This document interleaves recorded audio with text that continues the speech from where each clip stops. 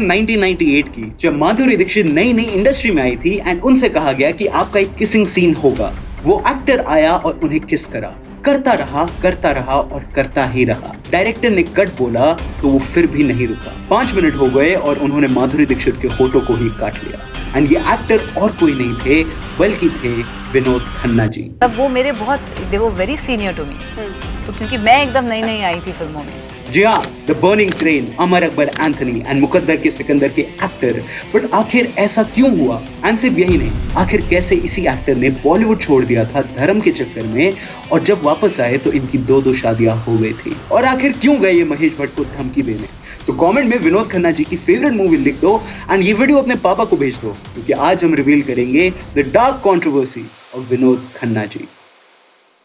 तो जो विनोद खन्ना जी को नहीं जानते उनके लिए बता दूं, विनोद खन्ना जी पेशावर से थे, जो अब पाकिस्तान में है। एंड पार्टीशन के बाद उन्होंने मुंबई आने का फैसला किया। विनोद ने बचपन से बहुत सारे स्कूल्स बदले थे through out his childhood, but उनका वही शौक था जिसके लिए आपने क्रिकेट किट बचपन में खरीदा था, क्रिकेट। एंड वो पूरी तरह से ऑल इन ऑल हो चुके थे क्रिकेट को लेके। बट किस्मत को कुछ और तय था। विनोद खन्ना को कई एक्टिविटीज पसंद थी एंड उन्होंने थिएटर भी ज्वाइन किया इसी के चलते। बट उनका जो मेन गोल था वो था क्रिकेटर बनने का। बट क्रिकेटर बनना इतना आसान नहीं होता एंड उन्होंने इस सपने को गिव अप किया। बट जब उन्होंने मुगले आजम एंड 16वां साल देखी तो वो सिनेमा की तरफ इंक्लाइन हो गए। उनका मन हो गया एक्टिंग में जाने का। बट उनके पापा ने इसके लिए उनके सिर पर बंदूक रख दी। बट इनिशियली तो उस वक्त तो हर कोई पेरेंट, कोई किसी को जाने नहीं देता था फिल्म इंडस्ट्री। हाँ। Film industry was the big bad world. अब तो खैर बहुत अच्छा हो गया। तो एक्चुअली में विनोद खन्ना के डैड चाहते थे कि उनका बेटा बिजनेस संभाले, बट विनोद को करनी थी एक्टिंग। उन्होंने कहा कि पापा मैं एक्टिंग करूंगा, और जैसे ही उन्होंने ये बोला उनके पापा ने उनके सिर पे बंदूक टांग दी और बोला कि खन्ना का बेटा खन्ना की बातें मानेगा। बट उनकी मम्मी आई एंड कहा कि इसे करने दो। एंड उनकी हुई डील कि अगर 2 साल के अंदर तू बड़ा एक्टर नहीं बना तो तुझे बिजनेस संभालना होगा। एंड फिर ये बन गए विलेन। जी हाँ, विनोद खन्ना ने सुनील दत्त जी की मूवी में डेब्यू किया एज अ नेगेटिव रोल, मन का मीत। क्या आप अपनी आंखों से मेरी और आरती की शादी नहीं देखना चाहते? ये मूवी ठीक चली एंड पहली मूवी से ही विनोद खन्ना को लोगों ने नोटिस कर लिया था। उनके पास इसी मूवी के बाद 50 मूवीज के रोल आ गए थे, लाइक डैम, जिससे ऑब्वियस था कि अब वो पापा का बिजनेस तो नहीं संभालेंगे। एंड इवन राजेश खन्ना की सच्चा झूठा एंड आओ मिले सजना जब उन्होंने की तो लोगों को वो नजर आ गए। इस वक्त मेरी माँ, मेरा धर्म, मेरा भगवान, जो कुछ है पैसा है। चाहे उनकी जिंदगी में मिले चाहे उनके बाद, मुझे पैसा चाहिए, पैसा। एंड उन्हें मिला अपना लीड रोल मेरे अपने में, जो कि एक हिट थी। इस मोहल्ले में छुरा लेके क्यों घूम रहा था? मेरी मर्जी, मोहल्ला किसी के बाप का नहीं है। विनोद खन्ना हैंडसम थे एंड मेरा गांव मेरे देश ने तो बॉलीवुड ही बदल दिया था। इधर आओ। विनोद खन्ना बन गए थे वो स्टार जिसे कोई भी अब बीट नहीं कर सकता था। हाथ की सफाई, इम्तिहान, पत्थर और पायल, प्रेम कहानी लगातार हिट पे हिट थी। मतलब समझ रहे हो, विनोद खन्ना ने अमिताभ बच्चन का पूरा करियर हिला दिया था। एंड इवन हेरा फेरी, अमर अकबर एंथनी जैसी हिट को सब देख रहे थे। बट इतना सब होने के बाद भी विनोद खन्ना ने सब छोड़ क्यों दिया? हम तुम्हें चाहते हैं। तो 9 फिल्में लगातार हिट, वो भी किसके साथ? अमिताभ बच्चन जी के साथ। अमिताभ बच्चन से क्रेजी कोई एक्टर आज तक नहीं रहा है 90s में, बट उनको टक्कर अगर किसी ने दिया था तो वो थे विनोद खन्ना जी। एंड जब 9वीं मूवी मुकद्दर का सिकंदर सुपर हिट हुई तो इन्हें ऑफर आया 10वीं मूवी नमक हलाल का, जिसमें अमिताभ होने वाले थे और अपने विनोद खन्ना जी। बट उन्होंने मना कर दिया एंड शशि कपूर उस मूवी में आए और वो मूवी कितनी बड़ी हिट थी ये सबको पता है। अर्जुन सिंह, तुम्हें मालूम है मक्खियों से सख्त नफरत है। अर्जुन सिंह, तुम्हें मालूम है मक्खियों से सख्त नफरत है। घबराइए मत, मैं इस मक्खी को अभी दूर किए देता हूँ। बट आखिर विनोद खन्ना ने ऐसा डिसीजन लिया क्यों? तो आपने ओशो के बारे में सुना ही होगा। ये एक स्पिरिचुअल स्पीकर जिनके फॉलोअर जगह जगह हैं एंड यूएस में इनका खुद का अपना एक आश्रम भी है। एंड उस टाइम पे कई सारे एक्टर्स उनके आश्रम में जा रहे थे और इन्हें ज्वाइन किया विनोद खन्ना जी ने। कहते हैं उस वक्त विनोद खन्ना बहुत परेशान थे। उनकी मम्मी गुजर गई थी एंड उनके 2-3 दोस्त भी। और जब पहली बार किसी को जाते हुए देखते हो तो उसका इम्पैक्ट बहुत डीप होता है, लाइक काफी ज्यादा। विनोद खन्ना सोच में पड़ गए कि मेरा एग्जिस्टेंस क्या है, मैं कौन हूँ, मेरा अस्तित्व क्या है। एंड जब उन्हें चाहिए था कोई जो उन्हें पीस दे, वो परेशान हो गए, स्ट्रेस में रहने लगे। और ऐसे में उन्हें मिले महेश भट्ट। महेश भट्ट की कई मूवीज फ्लॉप जा रही थी एंड प्रवीण बाबू की वजह से वो बहुत परेशान थे। तो उन्होंने सोचा ओशो के पास जाने का एंड उनकी मदद ओशो ने करी। महेश भट्ट ने गले में माला पहनी और वो वापस आ गए पीस लेके। एंड जब महेश भट्ट ने देखा कि Vinod Khanna is struggling from the same thing, उन्होंने रेकमेंड किया कि वो ओशो के पास जाए। विनोद खन्ना गए और उन्हें बहुत अच्छा लगा। उन्होंने मेडिटेशन किया। उन्होंने देखा कि मेडिटेशन के बाद उन्हें फर्क ही नहीं पड़ता कि कौन क्या कर रहा है, कैसे ट्रीट कर रहा है, वो सब टेम्परेरी था। विनोद खन्ना थोड़े टाइम शांत रहते थे, not all the time, and वो फिर मिले ओशो से। ओशो ने उन्हें ज्ञान दिया और उन्हें बताया कि वो क्या है। ओशो ने कहा कि तुम इंडिया के आश्रम को संभालो, because he was a big name. But Vinod Khanna ने कहा कि मुझे आपके साथ ही रहना है, और ओशो का मेन आश्रम था अमेरिका में। तो Vinod Khanna the greatest actor of the 90s बन गए एक माली। जी हाँ, वो अमेरिका गए और ओशो के गार्डन में वो माली बन गए। उन्हें वहां पीस मिला, बट इधर इंडिया में उनकी फैमिली को मिला दुख। विनोद खन्ना ने गीतांजलि से शादी की थी। 1971 में उन्हें 2 बेटे हुए, राहुल खन्ना और अक्षय खन्ना। जी हाँ, वीडियोकॉन वाले जीतू, जिन पे हमने ये वीडियो बना रखी है। तो इनकी एक बड़ी फैमिली इंडिया में थी, बट उन्होंने इन्हें छोड़ दिया। विनोद खन्ना ने अपने बेटे, बीवी और अपने करियर के बारे में बिना सोचे ओशो के यहाँ बना ले ली। एंड फिर क्या था, उनकी फैमिली को सबने ताने मारे, सबने उल्टी सीधी बातें करनी स्टार्ट कर दी कि तुम्हारे पापा कहाँ हैं और वो ये सब क्या कर रहे हैं। बट विनोद खन्ना को तो फर्क ही नहीं पड़ा, एंड वो 5 साल तक ओशो के यहाँ साधना में लीन थे। इतने ज्यादा कि उन्होंने महेश भट्ट को धमकी दे दी थी। तो महेश भट्ट ने अभी इंटरव्यू में बताया कि महेश भट्ट को पीस मिला, बट कुछ टाइम तक उन्हें समझ में आ गया कि ये सब नॉर्मल चीजें हैं, there is nothing like spirituality, और उन्होंने ओशो की माला उतारी और वॉशरूम में डाल के फ्लश कर दी। के आए हैं, रजनीश के पास भी गए थे, कहने के लिए क्रांतिकारी था साला, शब्दों का व्यापारी था। और जब ये हुआ तो विनोद खन्ना आए मिलने महेश भट्ट से और बोला कि आश्रम वापस आ जाओ, भगवान गुस्सा है आपसे, आपको वापस जाना होगा, अगर तुम वापस नहीं आए तो ओशो तुम्हें बर्बाद कर देगा। इवन अक्षय खन्ना ने एक इंटरव्यू में कहा है कि वो सिर्फ 5 साल के थे और मुझे नहीं समझ आया कि ये क्या हुआ है मेरे पापा के साथ और वो कहाँ है। Reading about the person who influenced your father so much that he decided not only to leave his family, to take sannyas. Sannyas only doesn't really only mean taking your leaving your family.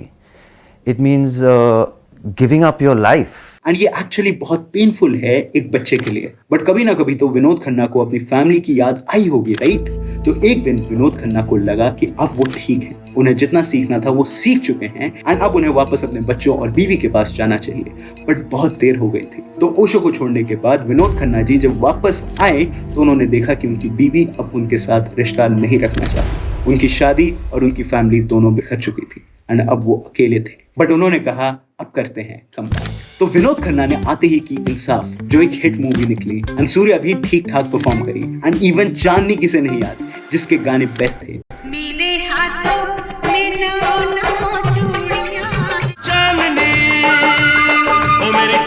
मुकद्दर का बादशाह and मुजरिम, जो सिर्फ उस साल की 2 hit बनी, but Vinod Khanna वापस गए एंड अब वो रुकने वाले नहीं थे। बट आखिर वो माधुरी वाला इंसिडेंट क्या था? तो ये बात 1988 की है, जब माधुरी दीक्षित और विनोद खन्ना काम कर रहे थे मूवी दयावान पे। ये तब की बात है जब वो ओशो को छोड़ के आए ही थे, एंड ये मूवी शूट करते हुए सब ठीक जा रहा था। बट तब आया एक सीन, एक सॉन्ग आया, ये वाला, जिसके अंदर विनोद खन्ना और माधुरी दीक्षित को इंटीमेट होना था। बट विनोद खन्ना ने उन्हें किस कर दिया। डायरेक्टर ने बोला कट, लेकिन विनोद खन्ना नहीं रुके। 1 मिनट, 2 मिनट और पूरे 5 मिनट तक वो माधुरी से चिपके रहे और 5 मिनट लगातार उन्हें किस कर दिया। और जब सबने उन्हें हटाना चाहा तो उन्होंने माधुरी दीक्षित के होठ ही काट लिए। This is very scary. Madhuri डर गई, वो रोने लग गई। आई मीन, ये ट्रॉमेटाइजिंग है। एक 20 साल बड़ा आदमी आपके साथ ऐसा कर रहा है तो डरना लाजमी है। इस सीन की जब कंट्रोवर्सी हुई तो हंगामा हो गया। माधुरी ने कहा कि नहीं, ये सीन कतई इस मूवी में नहीं जा सकता, एंड डायरेक्टर फिरोज खान ने कहा कि please let me have this scene. And फिर एक किस सीन को रखने के लिए फिरोज खान ने माधुरी दीक्षित को 1 करोड़ रुपए दिए, एंड इवेंचुअली ये सीन उसके अंदर आया।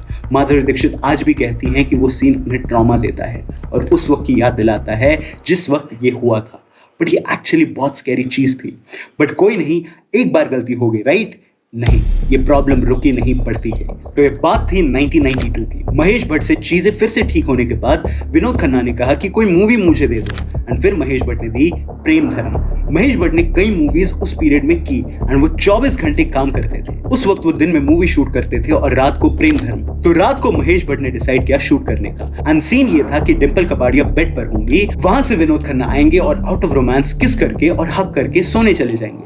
बट वो सोए नहीं, जाग गए। तो सीन सेट था, लाइट्स डिम थी, डिम्पल और विनोद एक दूसरे के पास आए और किस किया, बट महेश को वो शॉट नहीं मिला जो उन्हें चाहिए था। तो महेश ने कहा इस बार किस करते हैं बट थोड़ा लंबा, ताकि सीन इंटेंस हो जाए। तो विनोद ने अपने आप को सेट किया, वो डिम्पल के पास गए और उन्हें किस कर दिया। महेश को शॉट मिल गया बट विनोद नहीं रुके, वो जबरदस्ती डिम्पल को किस करते रहे। काफी टाइम हो गया, वो डिम्पल को नहीं छोड़ रहे थे एंड महेश भट्ट ने सेट में घुस के चिल्लाया कि कट कट कट, मगर एंड में पूरी टीम को विनोद को डिम्पल से अलग करना पड़ा। And that is not professional. इस इंसिडेंट के बाद डिम्पल वहां से भाग गई एंड महेश भट्ट विनोद पे गुस्सा हुए कि ये क्या था। विनोद ने कहा कि उन्होंने दारू पी रखी थी, बट ये क्लियरली बहुत गलत चीज थी। इसके ऊपर विनोद खन्ना ने कहा कि मैं बहक गया था क्योंकि मुझे भी सेक्स की नीड थी। आज भी हम जिंदगी में जहां हैं सेक्स की वजह से हैं और वुमेन की वजह से हैं। This is crazy. इसके बाद विनोद खन्ना के अपने बेटे अक्षय खन्ना के साथ भी मूवी आई थी हिमालय पुत्र, जिसमें उन्होंने एक्ट किया बट वो फ्लॉप हो गई। बट आखिर इनकी 2 बीवियां कैसे बनी? तो विनोद खन्ना के ब्रेक से उनकी वाइफ ने उन्हें डाइवोर्स दे दिया था, बट देन उन्हें अब जिंदगी में कोई चाहिए था और उन्हें ऐसे ही मिली कविता डाफट्री। और उस शादी से भी उन्हें एक बेटा और बेटी हुई, जिधर उन्होंने पहली शादी के दोनों बेटों को आगे चल के एक्टर बनाया एंड उनमें से एक हमारे दिल का फेवरेट है। एंड इवन विनोद खन्ना ने 1997 में बीजेपी भी ज्वाइन कर ली थी एंड उधर उन्हें थोड़े अच्छे रिजल्ट्स मिले। बट फिर क्या हुआ कि इतना तगड़ा एक्टर अब धीरे धीरे गायब होता जा रहा था। तो विनोद खन्ना जी वो इंसान थे जिन्होंने अमिताभ बच्चन को टक्कर दी थी। लाइक कोई ऐसा नहीं था जो अमिताभ बच्चन को टक्कर दे सकता था उस जमाने में, बट विनोद खन्ना थे। तो लाजमी था उन्हें बड़ा स्टार होना चाहिए था। बट विनोद खन्ना ने वो 5 साल जो ओशो के यहाँ गुजारे वो काफी थे उन्हें लोगों की नजरों से गायब करने के लिए। जिस टाइम में वो ओशो के यहाँ माली बने थे, उतने में अमिताभ ने और नाम कमा लिया। उनकी खुद की फैमिली टूट गई थी एंड वियर्ड चीजें जो हो रही थी उसकी वजह से मुश्किल था कि लोग उन्हें अब थिएटर्स में देखने जाएं। एंड विनोद खन्ना जी को शायद ये बात अजीब लगी कि उन्हें तो एक्टिंग करनी थी, राइट? और अब वो लगे सिर्फ ऐसे रोल्स करने में जिसमें एक्टिंग होती है। उन्होंने पहले भी कई बार एक्टिंग ओरिएंटेड मूवीज करी थी। आई मीन बर्निंग ट्रेन जो इतनी सुंदर मूवी है कि आज भी मुझे वो पसंद है। ट्रेन में 500 मुसाफिरों की जान खतरे में है। अगर हम ये मैसेज उन तक पहुंचा दें तो उनमें से एक तो साहस करेगा। शीतल, तुम सिर्फ राजू के बारे में सोच रही हो, उस ट्रेन में 500 आदमी और भी हैं, मुझे उनकी भी फिक्र है। बट अब उन्होंने और मूवीज ऐसी करी जैसे दीवानापन, लीला एंड पहचान में तो वो क्या वकील थे। स्वाति के अकाउंट से आपके अकाउंट में पैसे ट्रांसफर हुए थे और वो भी हर बार 1 लाख रुपए। एंड इवन एक पाकिस्तानी मूवी गॉडफादर में भी वो दिखाई दिए। बट 2009 की ये बैंगर मूवी याद है, वांटेड। इसके अंदर क्या ही कमाल एक्टर्स थे एंड उनमें से एक थे विनोद खन्ना। बोलता कौन है तेरा बेटा? Rajveer Shekhawat, IPS। I mean ये वही एक्टर है जिसने 80s रूल किया है और फिर से वांटेड एंड 99 जैसी मूवी से विनोद खन्ना से सीन क्रेजी कर दिया। दबंग में भी वो थे एंड इवन 2 में भी थे एंड इवन दिलवाले में भी। ये सब मूवीज हिट थी, मतलब कमबैक हो तो ऐसा हो। हर दूसरी मूवी हिट, प्लेयर्स को छोड़ के, सस्ती मनी हाइस्ट है। बट दिलवाले वो आखिरी मूवी थी जिसमें उन्होंने एक्टिंग करी। विनोद खन्ना जी की तबीयत खराब चल रही थी एंड उन्हें डायग्नोज किया गया था विद ब्लैडर कैंसर और फिर उन्हें HN हॉस्पिटल में एडमिट किया गया 2 अप्रैल को। और फिर 27 अप्रैल को खबर आई कि दोपहर 11:20 पे विनोद खन्ना जी हमें छोड़ के चले गए। जिंदगी के और मौत के बीच में कोई ज़्यादा अंतर नहीं समझते थे। ये एक उत्सव है, सुभाष सेलिब्रिटी है। विनोद खन्ना जैसा व्यक्ति चला जाएगा सोचा नहीं था। जब मैं मथुरा में रहता था, इनको देखता था, मेरे अपने में देखा तो देखते ही रह गया। एक ऐसी पर्सनैलिटी। ये सैड था, बहुत सैड। एक इतना बड़ा एक्टर जिसका इतना बड़ा इम्पैक्ट रहा है हमारी इंडस्ट्री में, कुर्बानी, अमर अकबर एंथनी, अचानक, द बर्निंग ट्रेन, ये मूवीज कमाल की है एंड इन्हें कमाल बनाया था विनोद खन्ना की एक्टिंग ने। उनके गुजरने पे फैंस ने बहुत दुख जताया and even PM Narendra Modi ji ने ट्वीट किया विनोद खन्ना जी के गुजरने पे और सब ने फाइनली विनोद खन्ना जी को गुड बाय बोला और हमने एक एक्टर को खो दिया। विनोद खन्ना के वो सेट वाले इंसिडेंट्स वो सब अगर हटा दिया जाए तो उन्होंने बहुत बड़ा कंट्रीब्यूशन दिया है इस बॉलीवुड को। उन्हें दादा साहेब फाल्के अवार्ड से भी नवाजा गया है एंड ये बहुत बड़ी बात है। विनोद खन्ना सिर्फ एक्टर नहीं है, वो लड़के हैं जिन्होंने अपने पापा से 2 साल का टाइम लिया था और पहले ही महीने में सक्सेस दिखा दी। ये बहुत सैड चीज है कि इतना बड़ा एक्टर हमारे बीच नहीं है। एंड अगर आपने कभी पापा के साथ बैठ के विनोद खन्ना जी की कोई मूवी देखी है तो उन्हें ये वीडियो जरूर भेजिएगा और तो और विनोद खन्ना जी के लिए कमेंट में कुछ जरूर लिखना। तो ये था हमारा वीडियो अबाउट विनोद खन्ना जी। आपको इस वीडियो के बारे में क्या लगता है हमें नीचे कमेंट्स में जरूर बताइएगा। Special thank you to the entire team of Cinemastic, Annie, Siraj and me Irfan, क्योंकि मेरा नाम सिनेमैस्टिक नहीं है। एंड मैं मिलूंगा आपसे अगले सिनेमा टॉपिक रिलेटेड वीडियो में, क्योंकि जहां सिनेमा है वहां सिनेमैस्टिक है। हमें ने देखी कितनी है पर जचती है तू, अखियों में रहता है तेरा ही तो मुँह, अखियां मिलाए जब दिल ले जाए तब दिल कहना चाहता तुझे I love you।